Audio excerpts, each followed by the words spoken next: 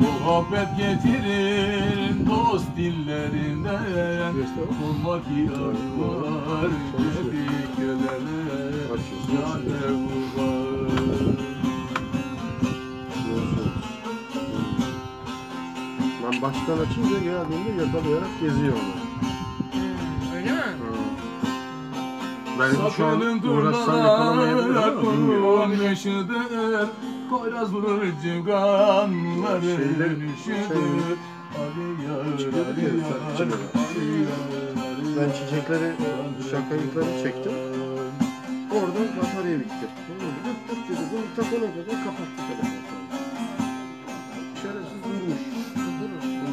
Boduk göçmek evli yalar işini. Boduk göçmek evli yalar işini.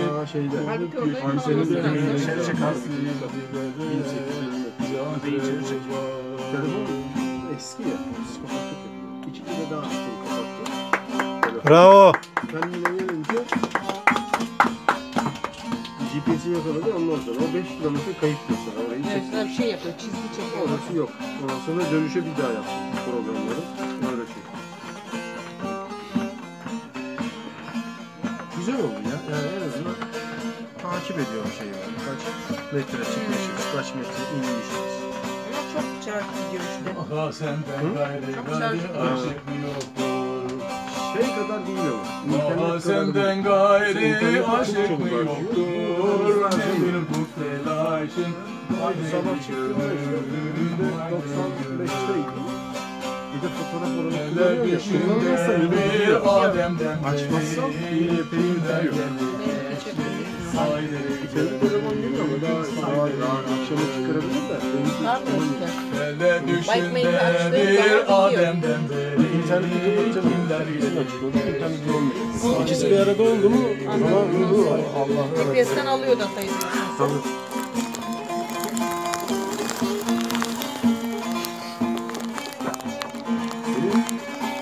Coşkun abi.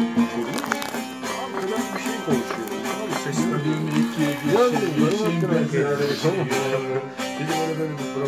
Gördüm iki girişim benzeşiyor. Şey de iyi. Batarya da çok yemiyor. Güzel oldu. Evet ya, batarya öyle çok fazla yemiyor. Diğer şeyler gibi değil. Yaşayan yüze kadar yaşıyor. Gel de bu dünyayı yor ey gönül, yor ey gönül. Çok yaşayan yüze kadar yaşıyor. Şarja ihtiyacı olan varsa verebilir. Bende de var. Bağlı. 88 yeter herhalde. Dönene kadar. 40'a inmişti. Hatun almış. Benimki de şöyle. Şunu Hatun almış. Kaç? Şurası biraz Mevlam kanat vermiş uçamıyorsun. 8400. Mevlam kanat vermiş uçamıyorsun.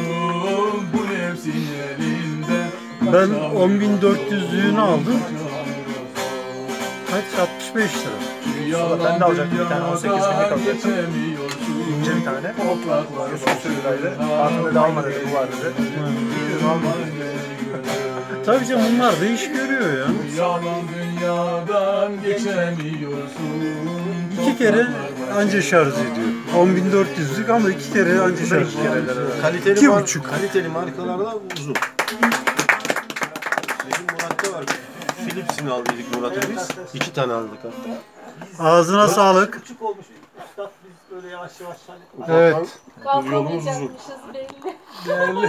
Yağmura kalmayalım. hani Akşam 7 gibi yağmur geliyor. bize bir yolu tarif edersen o da çok hesabımızda hemen bu arada. Günahımız. Günahımızı ödüyor.